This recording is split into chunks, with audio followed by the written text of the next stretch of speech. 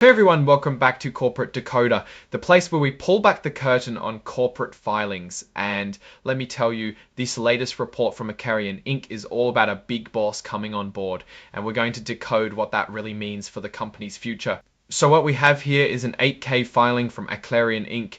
dated September 3rd, 2025. This is a current report, meaning it's for something important that just happened. And in this case, it's all about a change in their top finance person. The big news here is that Aclarion has appointed Gregory A. Gould as their new Chief Financial Officer, or CFO. This is a pretty big deal for any company. The old CFO, John Lorbicki, is moving on from that specific role, but he's sticking around for a bit to help with the transition, which is always a good sign, showing a smooth handover of knowledge. Now, let's talk about the new guy, Gregory Gould. He's 59 years old and he's a seasoned finance pro with over 20 years of experience as a CFO at various companies. What's really interesting is his background. He's worked in healthcare and with biopharmaceutical companies, which is right in Aclarion's area of business. He's a certified public accountant, which means he knows his accounting stuff inside and out, and he's good at building strong finance teams and reporting systems. Looking at his recent work history, he was the CFO at Nanos Health LLC, which is a startup focused on drug delivery using nanotechnology. Before that, he was with Charlotte's Web Holdings, a well-known name in the hemp-based wellness products market. He also had a stint at AJ&A Biosciences, a botanical drug development company, and at New Age Inc., an organic products company. It's worth noting that New Age filed for bankruptcy shortly after he left, which is something to keep an eye on, though it doesn't necessarily reflect directly on his performance there. His experience spans across several public and private healthcare companies, which really positions him well to understand Aclarion's industry. He even started his career at Arthur Andersen LT, one of the big accounting firms, and has a business degree from the University of Colorado. So what will this new CFO be making, and what are the incentives? Under his new employment agreement, Mr. Gould will receive an annual base salary of $262,500. He's also eligible for an annual bonus of up to 50% of his base salary, but this is all based on the board's decision, which means performance really matters. On top of his salary and bonus potential, he's been granted an incentive stock option for 17,000 shares of Aclarion's common stock. These options will vest over a period of time, meaning he has to stay with the company to get them all. A portion vests after the first year and the rest over the next 3 years. This is a pretty standard way companies try to keep their top talent happy and aligned with the company's success. The exercise price for these options is $7. Companies try to keep their top talent happy and aligned with the company's success. The exercise price for these options is $7. Companies try to keep their top talent happy and aligned with the company's success. The exercise price for these options is $7.15 per share, which was the stock's closing price on the day he was granted the options. The agreement also has some pretty typical clauses about what happens if his employment is terminated.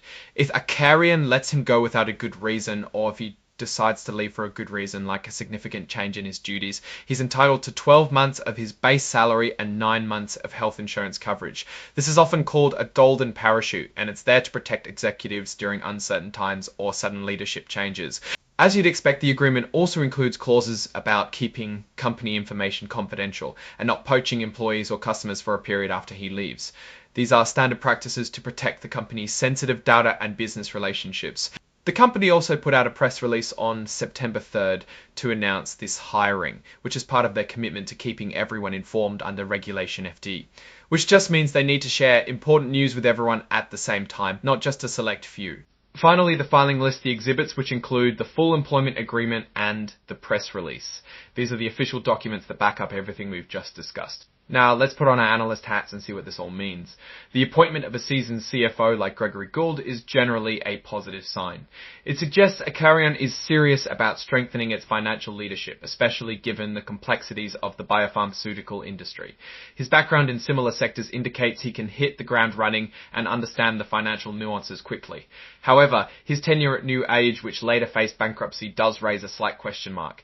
While it's not a direct reflection on him, it does mean investors will be watching closely to see how he navigates any potential financial headwinds at Aclarion. There's not a direct reflection on him, it does mean investors will be watching closely to see how he navigates any potential financial headwinds at Aclarion. The stock options provide a good incentive for him to focus on increasing shareholder value, but we'll need to see how the company's stock performs to gauge the true impact of these incentives for him to focus on increasing shareholder value. but we'll need to see how the company's stock performs to gauge the true impact of these incentives. What's particularly interesting is that this filing doesn't include any new financial tables with specific numbers, like revenue or profit. This is an 8K, which is usually for material events, not quarterly financial results. So while the leadership change is significant, we don't have immediate financial performance data from this specific report to analyze. We need to look at their upcoming quarterly or annual reports to see how Mr. Gould's financial stewardship plays out in the numbers. The fact that they're bringing in someone with experience in publicly traded companies is a good sign for transparency and reporting standards. His expertise might be crucial in managing funding rounds or preparing for future growth phases. The salary seems reasonable for a CFO of a developing company, and the stock options are standard practice to align his interests with the company's long-term success. In terms of Aclarion's direction, bringing in a CFO with a strong background in healthcare and finance signals a focus on financial stability and strategic growth. His experience should help the company in managing its financial resources effectively, potentially securing funding and ensuring compliance with financial regulations. The risks associated with his past role at New Age are something to monitor, but his overall resume suggests a competent professional. Key opportunities for him will be to optimize the company's capital structure and potentially improve its financial reporting to attract more investment. Overall, Aclarion seems to be making a deliberate move to bolster its financial team with what appears to be a qualified and experienced individual. The success will hinge on how he applies his expertise to Aclarion's specific challenges and opportunities in the market. Alright, that's our breakdown of Aclarion's latest filing. What's your take on this new CFO appointment and what it means for the company's future? Drop your thoughts in the comments. If this analysis was valuable, hitting that like button really helps, and subscribe for more deep dives. Don't forget to check out the Discord in the description. Thanks for watching. See you next time.